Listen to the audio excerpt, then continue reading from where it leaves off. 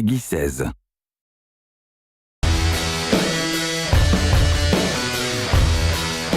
In the next 48 hours, game developer Monolith and parent company Warner Bros. Interactive Entertainment hope to gain new insight into a top-secret, unannounced console-based MOBA game that is entering the final stages of development. They've invited 8 of North America's top professional MOBA players to their Seattle studios to take part in an unprecedented experiment, one that could play a critical role in the success of their game, Guardians of Middle-earth.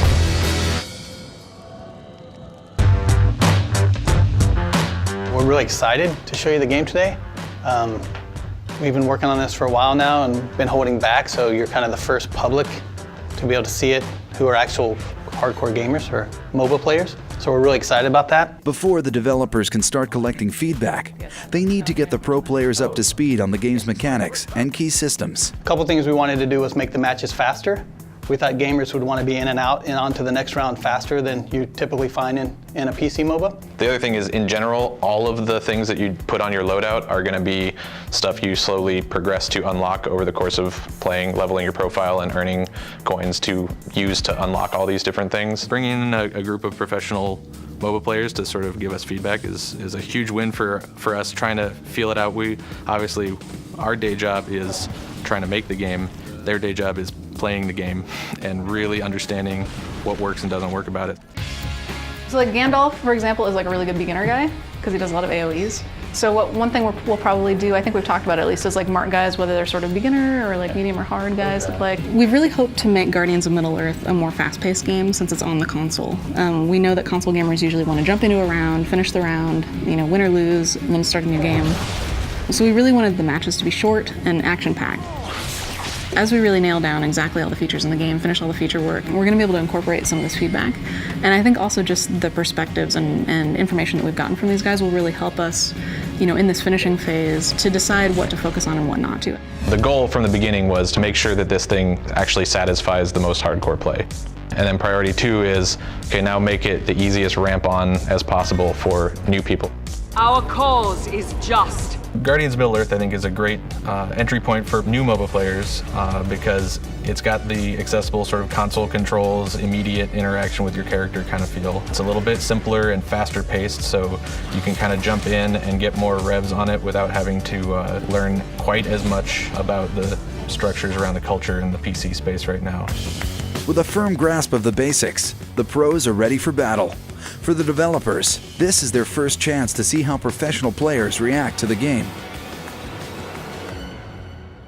Right bumper, right there, what does that mean? So you've leveled up, so hold it down. I was never going straight for professional gaming. When I started, it was just a passion. I really liked playing competitively, and I just liked trying to win.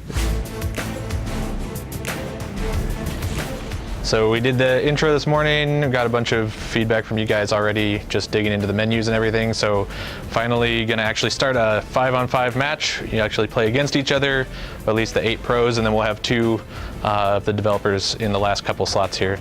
So now you have 1 minute to do your loadouts if you haven't already set them up.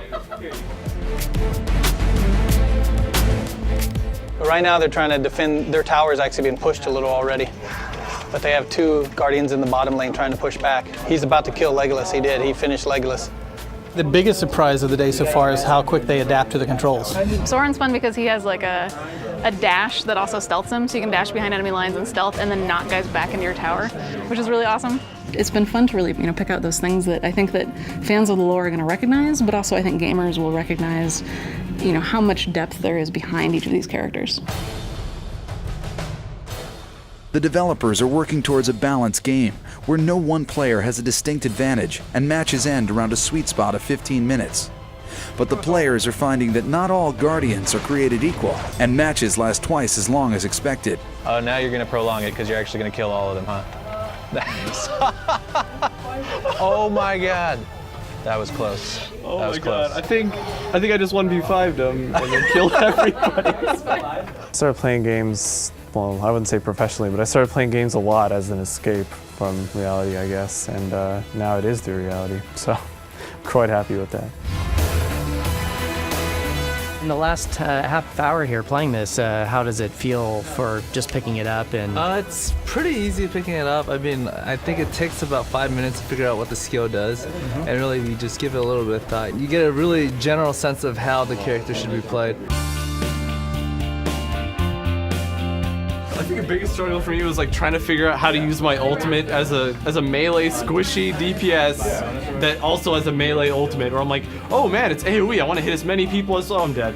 It was fun though. Like, if I actually got into range of 5 people and they didn't instantly kill me, then I could deal damage. As the clock winds down on day 1, players meet with the developers to discuss the matches and their recommendations for making the game more balanced and fun to play. It feels like a little too snowbally. You know what I mean? one of our major issues in the game right now is snowballing, experience levels, where one team will get ahead in experience levels compared to the other team, and it's a very hard pull to try to get the other team back again, to make a shift back if their player skill dominates over the other team. If the team drags it out until level 14, everybody would be at their maximum potential, and it's really just going to come down to who is going to fight better, who's going to perform better in a team fight environment. Essentially, at some point in time, you can't end the game because the soldiers aren't killing towers quickly enough, and people are just wiping the waves, and that kind of stagnates the game as well. While the players are treated to a team dinner, a dedicated group of developers stays behind to work into the night, implementing the players' suggestions. The team at Monolith only has one chance to impress the pro gamers with a fast turnaround. As the game's delivery deadline looms, the players will have one more day to play Guardians of Middle-earth, test the changes, and offer a final assessment. Coming up in Part 2. Right now we got the guys back in this morning. Last night they gave us some good feedback. We made some changes. They're playing a new build now. I look forward to seeing the differences in what you find just overall in the game.